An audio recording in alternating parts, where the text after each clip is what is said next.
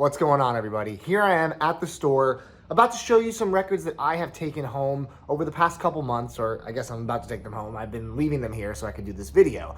I have a few other installments of this, so if you haven't watched them, it's definitely worth checking it out. You'll probably find a few awesome artist recommendations. I mean, I definitely did, and now I'm passing them on to you as someone who now listens to 40 hours a week of vinyl at least, which is very fun. So these are the recent acquisitions. There's one really crazy one in there, so make sure you stick around for it. But I'm gonna show you just some of the stuff I ended up taking home. First up is My Chemical Romance, The Black Parade is Dead, which is the live performance that they did, I believe, in Mexico. I always heard that this pressing was terrible, so I never picked it up despite loving this band and this album. I got a copy in the shop and I listened to it and I thought it sounded amazing. I actually thought it was one of the better live records I've heard in a long time, especially modern stuff. So definitely wanted to add this to the collection. This is a project called Intellectual. It's actually very cheap if you wanted to buy it on Discogs. Last I looked, it was very cheap, like around the $10 to $15 mark. This is a side project of one of the members of the Social Experiment, which is the group that Chance the Rapper worked with when he did Donnie Trumpet, which was an amazing tape that he put out. This is just a really kind of chilled out, jazzy, indie vibe. It's so good, and I can't believe how cheap this record is. Like, I am blown away whenever I see a modern record that's like really well done with like spot gloss on the cover, and it's a gatefold with a really nice spot gloss gatefold. It's spelled Intellexual, and it's definitely worth listening to. So if you like kind of the Social Experiment, if you like that tape that Chance did, definitely check this out. This was a really cool listen. So this is kind of hard to explain. I know that Prince Paul is involved with this, which is super cool. Also, it says features, you got Brian Jackson, Count Bass D, Del the Funky Homo Sapien, a lot of really interesting people on here. But the reason I'm keeping this record, not that the whole thing isn't good, is one particular song. It's this song, Amigo Estranjo Amigo. I might have mispronounced that. I heard this song and I was blown away. It is like the chillest groove. It's a little funky. It's a little, I don't even know what to say. It stopped me in my tracks and it felt very familiar. And then I figured out why after the fact. But it samples this amazing track by Luis Bonfa, which I totally knew, and I just didn't make the connection until it was like my 5th time listening to the track. I was like, wait a minute, I know what this is. But yes, amazing use of a sample from Brazilian music. And this is just a really kind of cool hip-hop, kind of soulful, funky album, and I definitely recommend listening to it. I never heard about it until it came in the shop. I began to realize that I love Gary McFarland. Gary McFarland is the king of lounge vibes. He does a couple records with Gabor Sabo. It's just really nice vibraphone, jazzy, laid-back vibes. And this record in particular, I think, is my favorite of all of the stuff I've heard of his, of which I've heard a lot of it lately because we got that big jazz collection in and there was a ton of Gary McFarland. But this record is so good. It actually reminded me of Stereolab. And then one of my regulars, shout out to John, told me that this was actually the inspiration for a Stereolab 7-inch that they did in multiple colors with this design. So obviously Stereolab was a big fan of this record too, and I love it when it all kind of syncs up and I'm like, this reminds me of this, and it's like, well, actually that's kind of a direct relation to it in a way. So really good record. I've never seen it in the wild. I don't think it's that expensive, but if you do see it, I highly recommend picking it up if you want something really nice to throw on the background. This is a band that totally passed me in high school. I never listened to them despite loving pop punk and emo. And this is Silverstein. The album's called This Is How the Wind Shifts. And I was like, you know what? Everyone talks about Silverstein. I gotta listen to this to know if it's any good.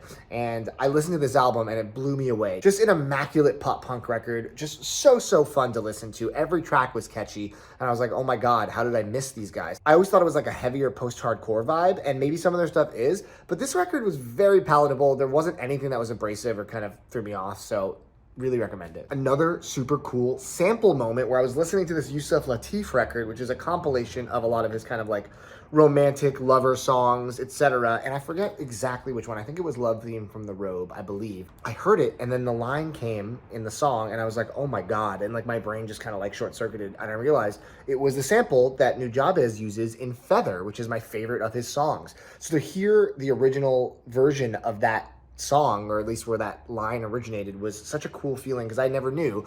I'm not the kind of person that really looks up every sample. Sometimes I do if I'm very curious, but I like to kind of discover them organically, kind of like how I just did with this.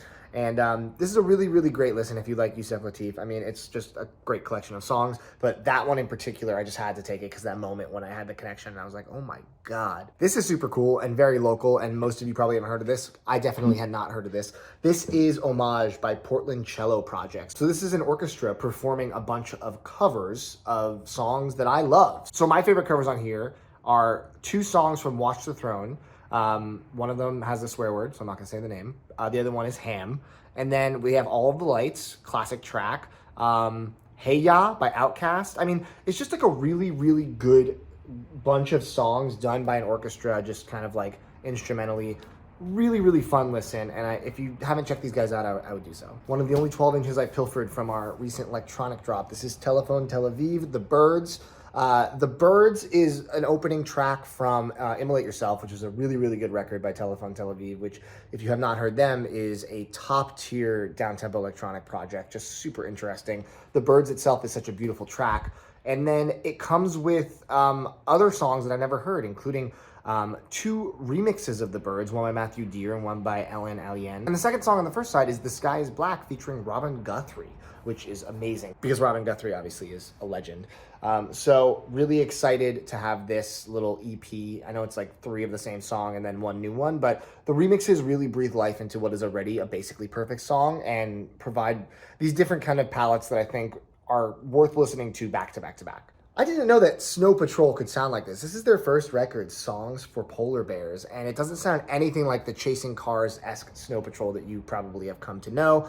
This record almost has like a grungy feel to it. It has like a lot of alt rock. There are some moments that sound like it could be like a Smashing Pumpkins song. I really was surprised at how alt they got because they really became kind of softer rock indie stuff as they went on with their career. This record's excellent though. It totally missed me. I never heard it when it came out, and I'm glad I heard it now. This one's super cool. So my friend James Beach, who runs Northwest Metalworks, who I'm gonna be collaborating on for a second project this year. Our first project is a record called Lipstick, which is a glam metal band from Seattle that was around for a few years in like 82, 83. And it's the first ever compilation of material from them, live demos in the studio.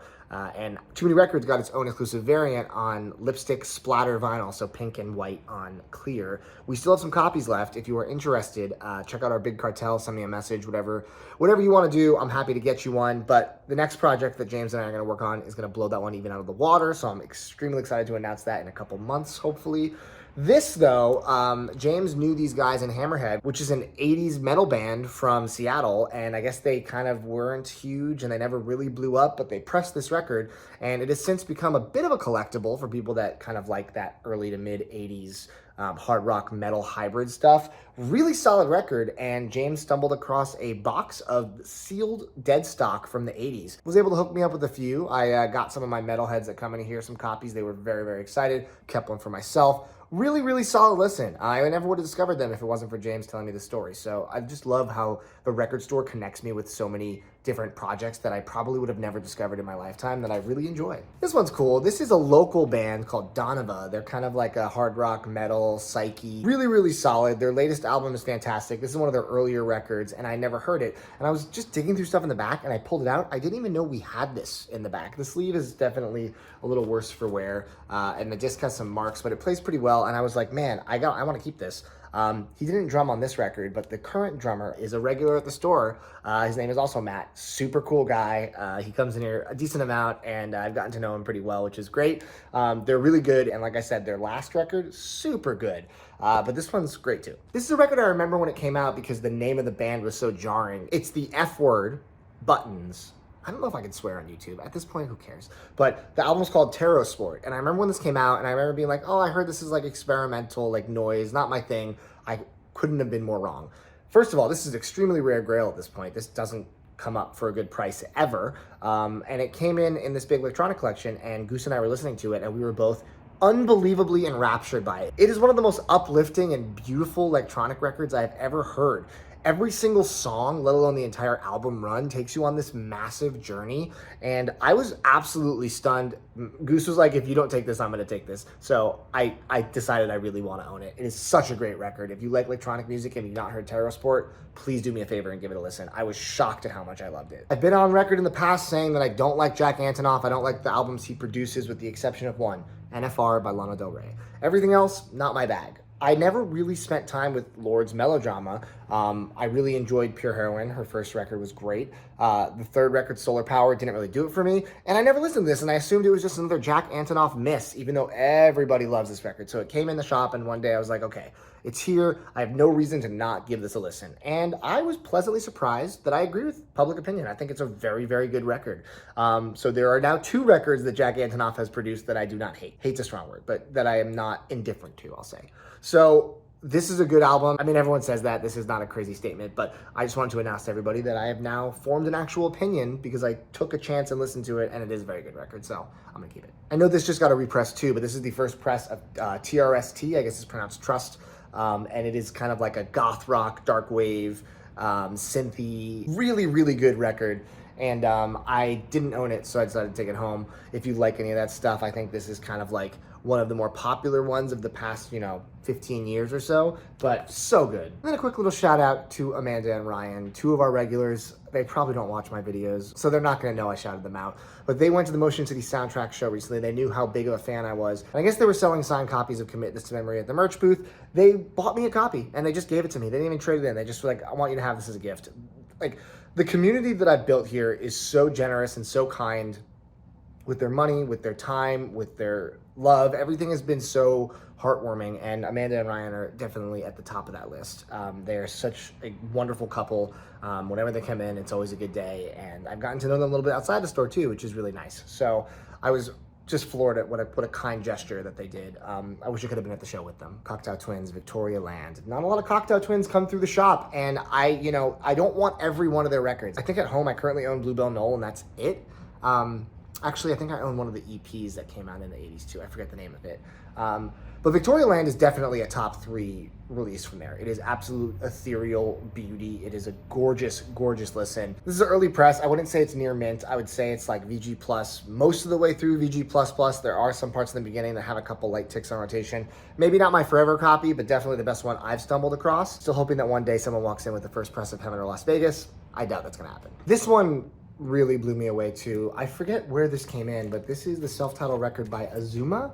It came out in 1987. It is indelibly an ambient record, but there's something magical about it that separates it from a lot of the ambient stuff that can really kind of blend together. When I first heard it, my first thought was, this sounds like a video game soundtrack. This sounds like a PlayStation 1 RPG soundtrack, like a Final Fantasy or a Legend of Dragoon or something like that's really kind of like mystical and synthy and interesting. And I looked it up, and he actually did make some video game soundtracks. I believe he made one of the Panzer Dragoon games, which is wild. But this record I was in love with. Sonically, this is the exact kind of ambient music that I gravitate to. It's really interesting and captivating while still being very relaxing and chilled out.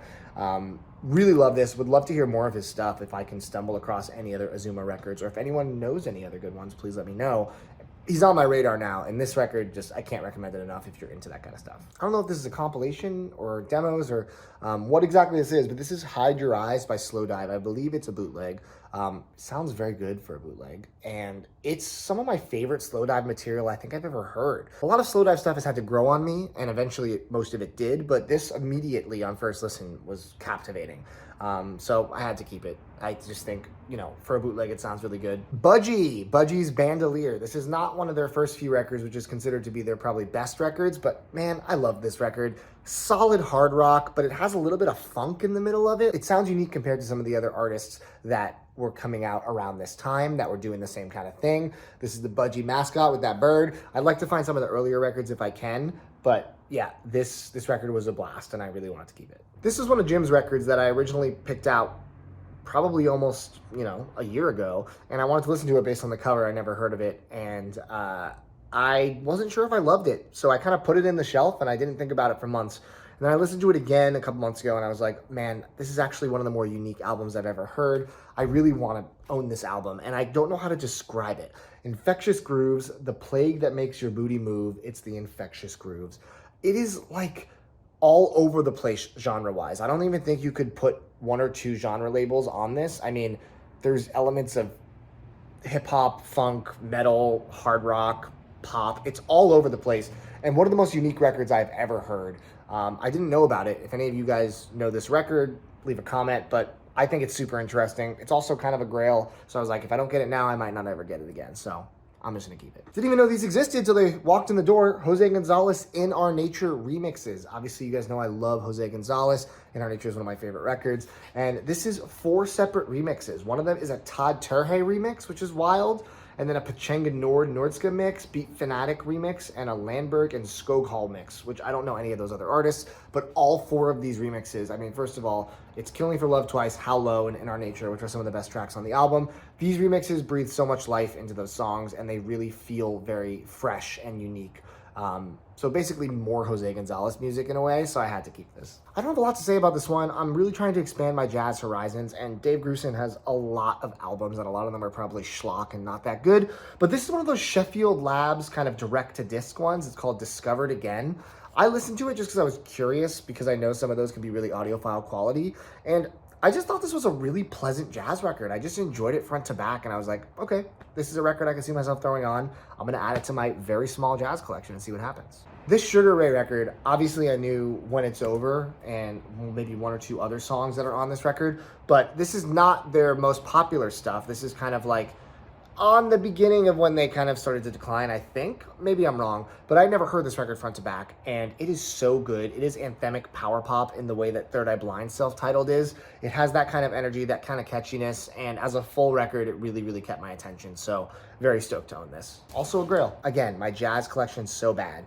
Silk Fuse 1 is a jazz fusion record. Really, really fun listen. It almost has like a kind of Mario Karty vibe at times with some of the kind of the music. I don't know. It has that kind of that upbeat energy to it. A lot of big names on here. I mean, George Benson, Eric Gale, Wynton Marsalis, Stanley Turrentine, Stanley Clark. Lots of people on here. Super group of sorts, and I really enjoyed this record. You can also find it for like $5 almost anywhere. And this is the one I've been waiting to show you, and it is not what it appears to be. So this is Standing on the Verge of Getting It On, one of my top Funkadelic records. And as you guys know, I'm on a mission to try to collect early or first presses of all of the Funkadelic albums. So this is, again, probably in my top 3. My favorite song is Good Thoughts, Bad Thoughts. So I was super excited to have this 70s press of it. And then I went to listen to it, and side 2 came on, and I was like, wow, this doesn't sound at all like the album I remember, and I was very confused. It was very good, but it wasn't the right album by any means. So I looked it up, and I looked at the catalog number. This is apparently a very, very rare misprint. Side 2 is not the side as it's supposed to be, which sucks because that's my favorite song is on there. But that being said, it's a really cool relic to own. The story's kind of mind-blowing. Somehow, 2 songs from a 5-song release by a band called United Soul, which is like a P-Funk side project from that era, the B-side of the 5 songs, so two of the 5, ended up on this 70s press of this. That material would never be properly released until 2009. This came out in the 70s. What a crazy happenstance for some copies to get that music on here. I went on Discogs. There's like 9 halves and hundreds of wants. The only one available I saw was $500. Crazy, crazy collectible. I mean, I'm still going to be on the hunt for a proper 70s press of this, but what a surprise as I listened to this and I was like, this is good. Not what I thought it was. And it was awesome. So really, really excited. And owning a record store, I hope to continue to find these interesting oddities as time goes on. So that's my latest batch. I would love to hear in the comments what you think. If you love any of these records, if you hate any of these records, if you have any questions, let's chat. Leave a comment below. If you have not subscribed to the channel yet, this would be a great time to do so. I'm working on trying to do a lot more content this year than last year. So you want to stick around, turn the bell on so you don't miss out on any videos I put out. And I'll be back very soon with more videos. So take it easy.